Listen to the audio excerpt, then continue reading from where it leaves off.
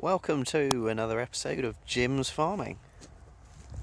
So we're just out, me and the dogs, me and the girls, just out having a look at some of the crops. Currently on our oats, which are looking pretty good, to be fair. And come up here mainly because the pigeons are starting to have a bit of a nibble on the oilseed rape. Zoom in on them. Don't know if you can see, but there's a ruck of them down there.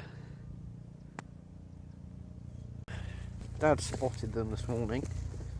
I'm not really sure, there's quite a few, probably a couple of hundred out there, whether they're having a nibble on the rape or on the companion crops. So it could be having a go on the clover. But anyway, I have got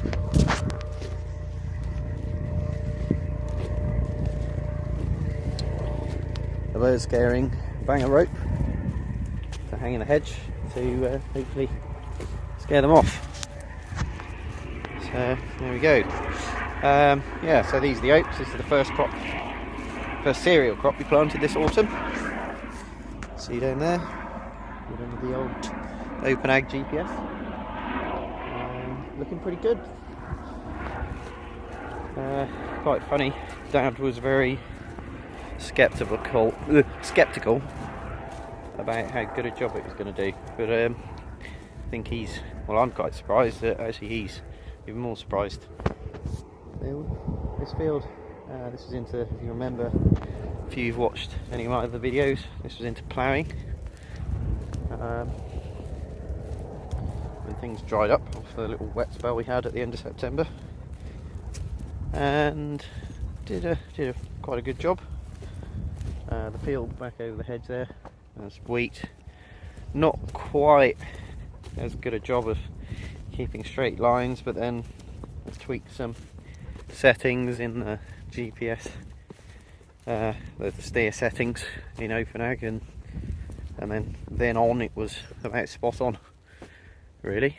You can see here this headland, slight curve up there, that was drilled with the GPS, and it might be a tiny bit wide there in a couple of places, but actually very little overlap. It's joined up pretty nicely, and I've got to say I think it's been very successful. Stay into the rape crop now, and hopefully you can see a nice thick crop of rape, but also got the companion crop Berseem clover here. Nice bit of that in amongst it. And we've had a couple of frosts. Most of the buckwheat now has died off, but that was flowering up until that point, and would have been providing a nice bit of nectar for late year nectar for pollinators. It's a bit of a bare patch here. Still got quite a few wheat volunteers that isn't taken out, but I think I found a bit of pigeon damage. You can see quite a bit of bird shit around here. They've just been having a bit of a nibble.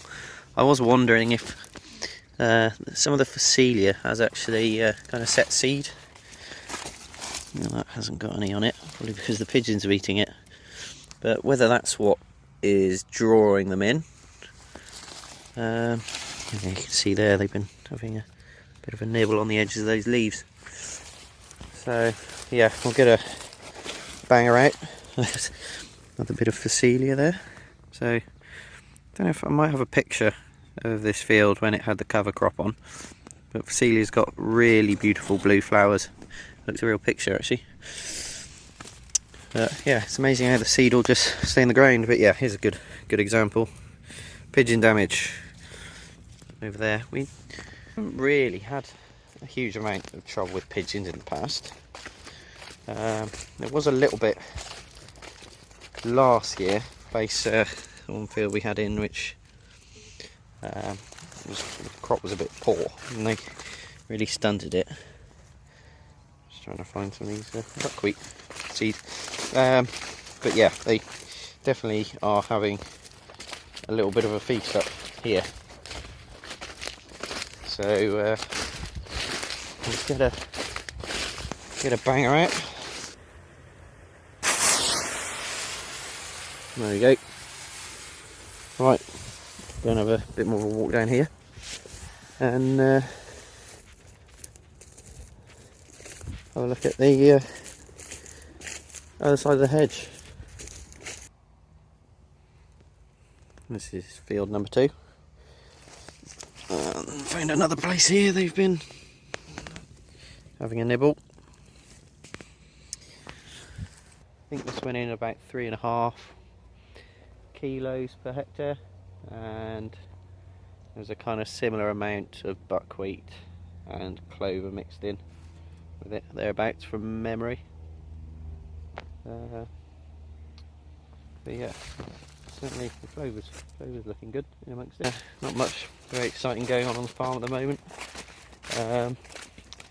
Did have a couple of weeks on the late apples at Ieza, kind of 10 days, but that's quite stop-start. We finished that last week, so I'm now just catching up with a few little winter jobs here. Bit of paperwork, office work, which I don't find particularly enthralling. And the Kubota in the last video, that went back to the dealership, but we should be having that back the next couple of days with the front linkage and the loader fitted. So that'll be exciting, but we're going to have to see another bit of bare patch here, bit of a hollow where it's a bit wet, and you can see they've been having a bit of a go. Yeah, so when they come to bring the Kubota, they'll be taking the John Deere away. It's been had a bit of a clean, and we'll be getting someone in to come and put some new Euro 8 brackets onto our loader attachments. We've got the brackets there ready to go on, so that's priority. And we've also got a new grain bucket coming from the same dealership, and I'll be bringing that with the tractor. So the old toe tip bucket, we'll be selling that. If anyone wants not quite a ton toe tip bucket, we have one for sale. It's in pretty good condition. We just kind of felt it wasn't going to be that easy to weld Euro 8 brackets onto it in a tidy fashion, and loading lorries and things like that, we didn't really want to risk having the bucket drop off. Not that it would. I mean, any welder worth their salt should be able to do a good job, but also it's a little bit bigger, it's a little bit wider to match up with the tractor, which is a bit wider than John Deere.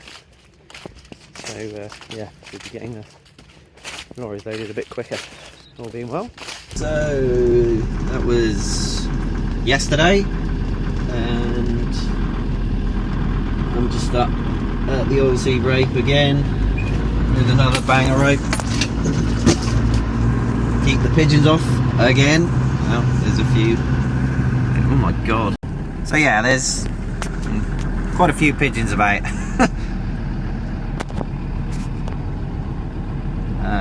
They could do some serious damage.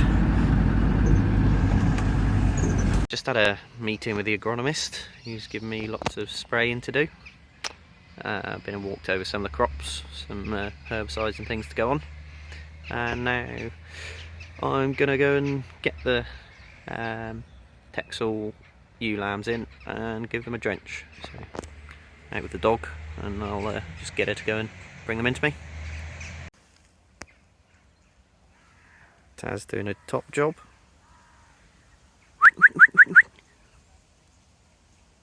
So I'll give her a bit of a whistle like that, get her to push the sheep on a little bit. Push up. So Taz is a purebred Australian Kelpie. She's actually her parents were imported from Australia. She's a couple of years old now. I've trained her myself. Walk up, walk up. And I say I've trained her, I think she's pretty much trained herself, to be honest, because she spends an awful lot of time with Dad, and he's pretty hopeless with dogs, in all honesty. And she does seem to just be getting better and better. She's not perfect, but she is pretty good. I would kind of like it if she was a bit more vocal and would bark a bit more.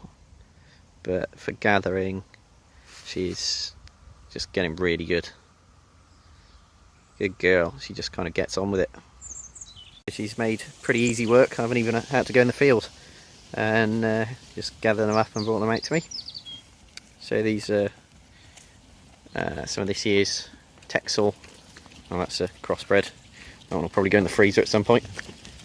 Come here, Taz. Come here, Taz. Taz, come here. Come here.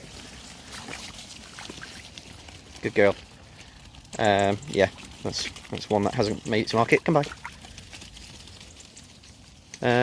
Yeah, got some. Come here. Good Texel ewe lambs here. Some will go on to breed from. Next year they'll go to the ram in the autumn, and we'll probably have a bit of a source out and pick some out that will go to market sometime in the not too distant future. So do most of the drenching at this race. Sometimes takes a bit of time for get the sheep used to it, especially if you've brought ewes in. They're not used to a race. It does take a bit of doing to get them to draw up, but I find it works quite well. And then can kind of run them through this old stable, and we've got a foot bath, so we can treat some foot conditions, scald and foot rot. But yeah, and I've got a bit of rope set up, a little pulley, so get my drench gun on there. So they're getting a product called cider, which will treat them for something called liver fluke, which is a parasite. I think they sort of pick it up from wet areas, and I think part of the liver fluke's life cycle is actually part of it's contained in a snail. But yeah, obviously affects their livers. So yeah, we can treat that, make sure they're good and healthy, and have a look through, check their feet and things like that. Yeah, so I'll crack on with it.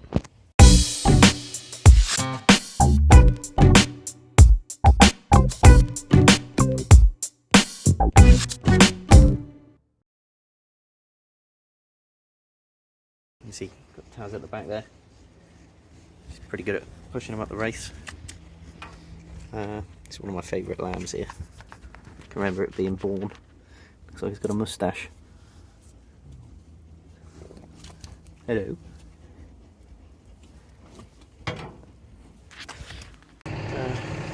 Just saying farewell to the 6115R. Just dropped off the bale spike, and won't be long. It will be gone. Been a pretty good tractor, to be fair. Doesn't have a whole lot of problems. I think probably the worst problems we have with it is a number of split hoses, but I think that's just one of those things you get with diesel, with the new diesel with like biofuel. I think that doesn't help. Yeah, other than that, to be honest, it's been fairly trouble-free. Trouble-free. Yeah, quite a few split hoses actually, and diesel leaks. There was a really awkward one under the cab, fuel return line. Other than that, I've got to say, to be fair, the finish on it hasn't weathered the sort of years as well. It's not that old, it's 8 years old. As well as the as the 30 series. Like the grill on the front's a little bit rusty. Some of like the sort of powder coating sort of chipped off the light fittings and stuff like that. Whereas the 30 series looks pretty good to me. So with the build quality is just not quite as good on these R series. Don't know. Nothing's ever straightforward.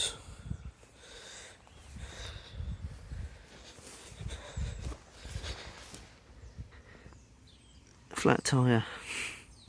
Here he is. Oh no, I've just got something in my eye. I'm not sad to see the John Deere go. She thought I was crying. It's here, bucket's there, but we're going shopping for a wood burner, so to wait a bit to go and have a play with it. So, next day, and here she is.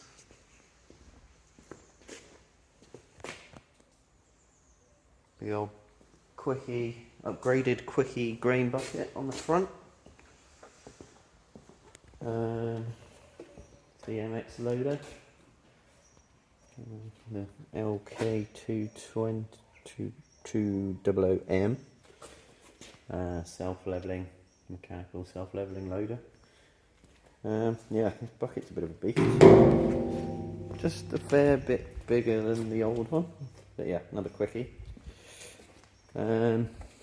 Also got the front linkage on. I did just go and stick the bucket into a pile of corn, see how well it managed it, and it's got to be a bit careful flicking it up because it threw a load of weight onto the front there, so I need to tidy that up at some point. But yeah, it's a bit of a monster. Sits forward quite a long way on that frame. Kind of wonder how strong these things are, but yeah, that should do the job for us. So it's good to have the Kubota back. Yeah, nice big bucket. Quite like actually the sort of toe tip arms sort of on the sides in this one, which is still for sale if anyone's interested. They're in the middle. And yeah, I did find it's got these sort of convex sides. I don't know if you can see that, but yeah, when you sort of get the grain in, it sort of helps stop spilling it over the sides, which generally happens. So that's pretty good. Got a little indicator there to show you how the implement's tilted. Great. To the front. Got a quick coupling, Mac coupling on the side. Supposedly it's pretty straightforward to drop off. We haven't done that yet, but coupling's there. On our John Deere we originally had a coupling on the side like that, but Dad didn't like it for some reason. So we had it moved down kind of down here behind the wheel, which is pretty awkward to get at. But anyway, I think that's a much better place. I think we could have had a Mac coupling option for the third function on the front of the loader, but just got regular connections. Yeah, well, that's it. And I think I haven't explored it yet. Not sure if it's that tap there. Just flick that over, and the front linkage hydraulics run off that. Anyway, hope you've enjoyed watching, and I'll catch you again on Jims Farming.